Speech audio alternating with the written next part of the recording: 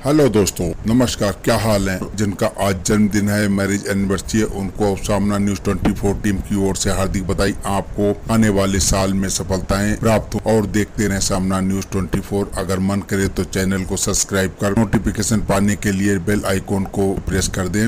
जब तक हिंदी को संयुक्त राष्ट्र की आधिकारिक भाषा का दर्जा नहीं मिल जाता, इसे सोशल मीडिया के जरिए ही आगे बढ़ाना होगा। ये कहना था हमारी स्वर्गीय विदेश मंत्री सुषमा स्वराज का। संयुक्त राष्ट्र की स्थापना के तत्काल बाद उसकी महासभा में महत्वपूर्ण बैठकें हुई थी। दूसरे विश्व युद्ध और उससे हुए विनाश की काली छाया के बीच हुई इन बैठकों में कई प्रस्ताव पारित हुए, लेकिन 10 जनवरी 1946 को जो प्रस्ताव पारित हुआ था उसे संयुक्त राष्ट्र ने पूरी दुनिया के जन जन तक पहुँचाने का संकल्प है। संयुक्त राष्ट्र में उस समय के दौर की शासित भाषाएं अंग्रेजी, फ्रेंच, रूसी, स्पेनिश और बाद में चीन की मंdarin ही उसकी आधिकारिक भाषा बन पाई थी। उसके बाद पेट्रो डॉलर के दम पर अरबी भी संयुक्त राष्ट्र की भाषा बन गई। बहरहाल देर से ही सही संयुक्त राष्ट्र में अपनी पहली बैठक का संकल्प याद आया और उसने भाषाई वैविध्य को स्वीकार करना शुरू किया। भले ही संयुक्त राष्ट्र की बैठकों में प्रधानमंत्री मोदी हर बार हिंदी में बोलते रहे और विदेश मंत्री के नाते सुषमा स्वराज भी अपनी बात हिंदी में कहती रही, लेकिन हकीकत यह कि संयुक्त राष्ट्र में हिंदी की स्वीकारता को लेकर अभी लंबी दूरी तय किया जाना बाकी है। विदेश मंत्री रहते सुषमा स्वराज ने संयुक्त राष्ट्र की सूचनाओं को हिंदी में ही पहुंचाने की कोशिश की, जिसके परिणाम स्वरूप संयुक्त राष्ट्र में वैश्विक संचार विभाग ने साल 2018 में एक परियोजना शुरू की, जिसके तहत वैश्विक संचार ने सोशल मीडिया और दूसरे मंचों के जरिए हिंदी में सामग्री पहुंचाना शुरू किया। इस परियोजना का उद्देश्य हिंदी में संयुक्त राष्ट्र की गतिविधियों और उससे जुड़ी सूचनाओं की सार्वजनिक पहुंच बढ़ाना और हिंदी भाषी लोगों के बीच वैश्विक मुद्दों को लेकर जागरूकता फैलाना था। इस परियोजना ने 5 साल की अपनी यात्रा पूरी कर ली। वर्ष 2018 से ही दुनिया के करोड़ों हिंदी भाषी लोगों के लिए संयुक्त राष्ट्र में हिंदी में ट्विटर अकाउंट और न्यूज पोर्टल शुरू किया था। संयुक्त राष्ट्र में अब हिंदी के पॉडकास्ट भी करता है। भारत के प्रयासों का ही नतीजा है कि संयुक्त राष्ट्र से संबोधित तमाम समाचार सोशल मीडिया और मीडिया के कई मंचों पर हिंदी के जरिए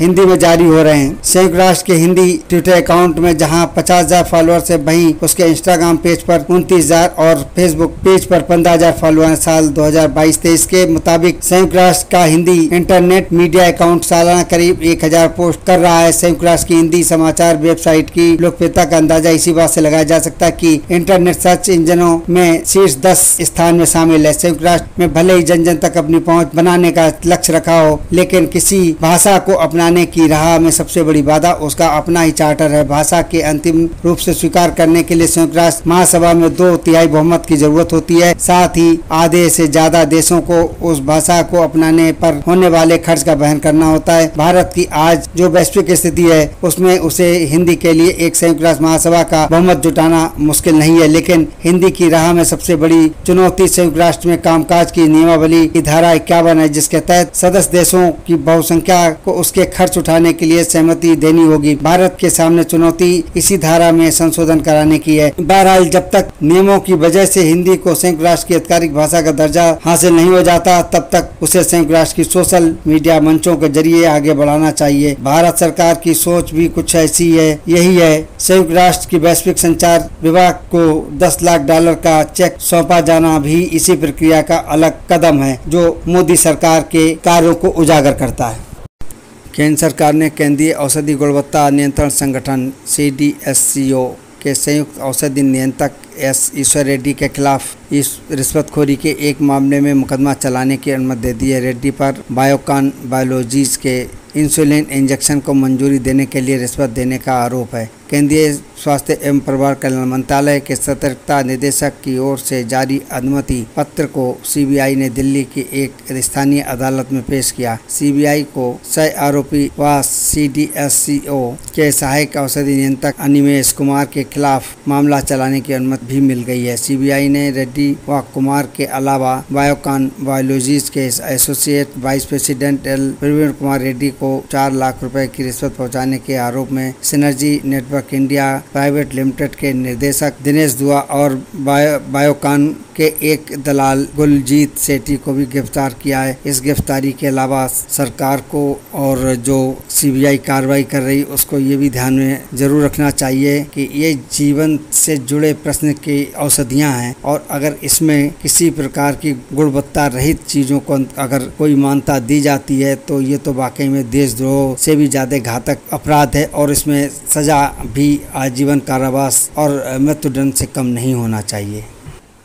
शाहजहांपुर के पवाया ब्लॉक में महिलाओं के हित संरक्षण एवं कानून संबंधी विधिक साक्षरता एवं जागरूकता मेगा शिविर का आयोजन सभागार में हुआ। इसमें महिलाओं को उनके अधिकारों, कानून और योजनाओं के संबंध में जानकारी दी गई। प्राधिकरण सचिव व एडीजे पीयूष तिवारी ने कहा कि महिलाओं को उनकी इच्छा के बगैर घूरना भी एक कानून अपराध है। उन्होंने महिलाओं को साइबर अपराध से सचेत रहने के लिए प्रेरित किया। सिविल जज जूनियर डिवीजन पवाया अम्बेश पांडे ने महिलाओं को विधिक जानकारी दी। एसडीएम पवाया संजय पांडे ने कहा कि महिलाओं को समानता का अधिकार प्राप्त है। तहसीलदार मनोज सिंह ने महिलाओं से संबंधित तहसील स्तरीय योजनाओं की जानकारी दी। नायब तहसीलदार आशीष कुमार ने महिला सशक्तिकरण पर अपने विचार रखे। श्रम अधिकारी राजेश सिंह ने श्रम विभाग की ओर से महिलाओं को मिलने वाली सुविधाओं से अवगत कराया। इस मौके पर panel lawyer Arvind Mishra, Dinesh Chandra Gupta, Rita Devi, doctor Ritu Rastogi, doctor आरती मिश्रा, काउंसलर प्रतिमा मिश्रा, लोक अदालत लिपिक मोहम्मद अफजल सहित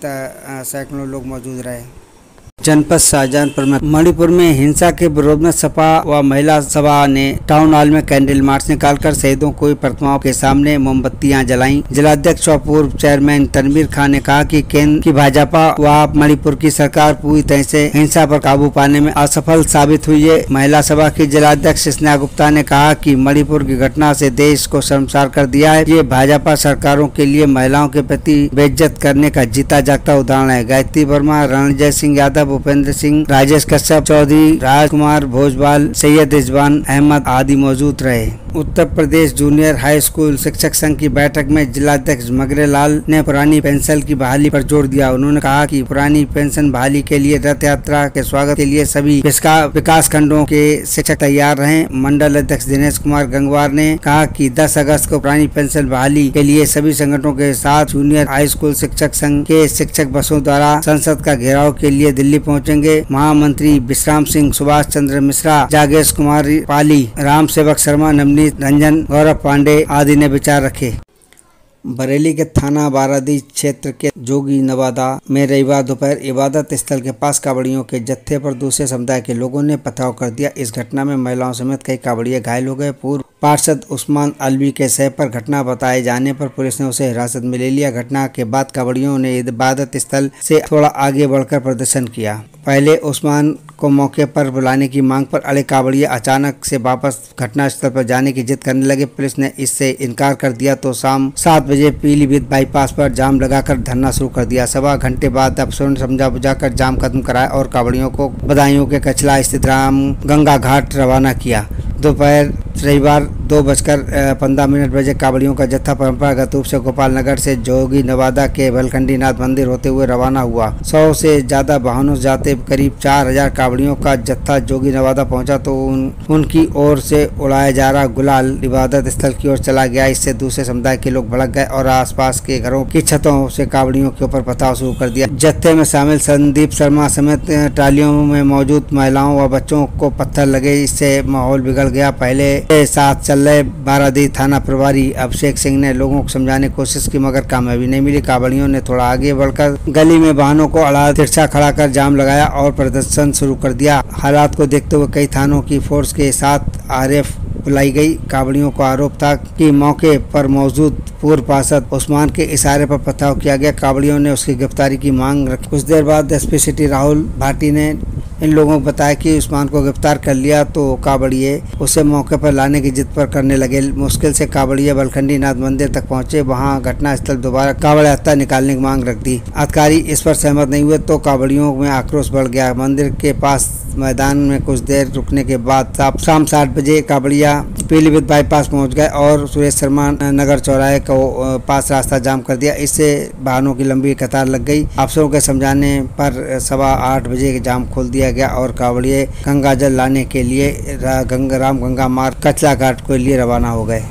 शहरों में अवैध निर्माण पर प्रभावी अंकुश लगाने के लिए सरकार अब नई व्यवस्था लागू करने जा रही है। इसके तहत विकास प्राधिकरण की सीमा में मकान बनाने के लिए बैंक से लोन तभी मिलेगा जब प्राधिकरण से नक्शा पास होगा। नई व्यवस्था में नक्शा पास कराने के नाम पर होने वाले घालमेल के खेल पर भी अंकुश लगेगा। प्रदेश में सभी प्राधिकरणों में ये व्यवस्था जल्द लागू होगी। मौजूदा व्यवस्था में शहर में सिर्फ आर्किटेक्ट से नक्शा बनवाकर उस पर मुहर लगवाकर लोग बैंक से होम लोन के लिए आवेदन दाखिल कर देते थे। बैंक भी सभी जमीन की स्थिति और दस्तावेज का परीक्षण करके लोन स्वीकृत कर देते हैं। धन की व्यवस्था होने पर तमाम लोग विकास प्राधिकरण से बिना नक्शा पास कराए ही मकान बना लेते हैं। बैंक भी सिर्फ जमीन की स्थिति और दस्तावेज का परीक्षण करके लोन स्वीकृत कर देते हैं। धन की व्यवस्था होने पर तमाम लोग विकास प्राधिकरण से बिना नक्शा पास कराए ही मकान बना लेते हैं। इससे शहरों में हर वर्ष अवैध निर्माण की संख्या बढ़ती जा रही। ऐसे में आवास विभाग ने बैंकों की मदद लेकर अवैध निर्माण रोकने के उद्देश्य से नई व्यवस्था लागू करने का फैसला किया। इसके लिए विभाग ने राज्य स्तरीय बैंकिंग कमेटी को दिशा निर्देश जारी कर दिए। अब बैंकर्स अपने उच्च प्रबंधन से आवास विकास के प्रस्ताव पर मंजूरी लेकर अपने बैंकों से नई व्यवस्था लागू कर देंगे। नई व्यवस्था का असर विकास प्राधिकरणों की आय पर पड़ेगा। जब उनके क्षेत्र में अधिक नक्शे पास होंगे तो प्राधिकरणों की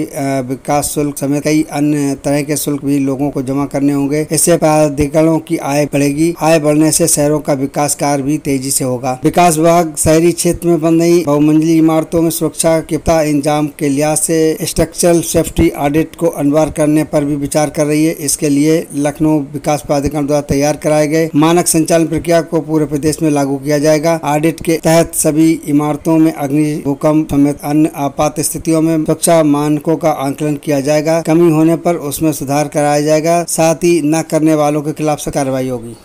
पुलिस समाज को लाइन पर चलने के लिए प्रेरित करती है, लेकिन कुछ पुलिस के कर्मचारी वर्दी का गलत फायदा भी उठाते हैं। ऐसा ही एक वाकया हरदोई साबाद कोतवाली क्षेत्र में यूपी 112 में तैनात सिपाही ने शनिवार रात बेझा चौराहे पर एक युवक की पिटाई कर दी। इसका वीडियो रविवार सुबह सोशल मीडिया पर वायरल हो गया। वायरल वीडियो में बिना वर्दी के नजर आ रहे सिपाही ने 4 मिनट 38 सेकंड में युवक को 60 जूते मारे। मामले में एसपी ने सिपाही को निलंबित कर दिया है। साबाद कोतवाली के यूपी 112 में तैनात सिपाही दिनेश अत्री शनिवार रात करीब 10 बजे बिना वर्दी के बेजा रोड पर आनंद की किराना दुकान पर गया था। वहीं कस्बे के मोहल्ला गिज्ञानी निवासी अवनीश राठौर भी मौजूद था। सिपाही ने दुकान से सामान खरीदा। इस पर दुकानदार ने रुपए मांगे। सिपाही ने रुपए दूसरे दिन देने की बात कही। दोनों की बातचीत के बीच अवनीश ने भी सिपाही को रुपए देने की बात कही। इस पर सिपाही नाराज हो गया और अवनीश से कहासुनी होने लगी। उसके बाद सिपाही ने जूतों से जमकर उसकी पिटाई कर। ऐसे प्रकरण से ही वर्दी पर प्रश्न चिन्ह लगते हैं। ऐसे कर्मचारियों को कड़ा दंड मिलना समाज हित में है, ताकि वर्दी की इज्जत पर कभी कोई उंगली न उठा पाए।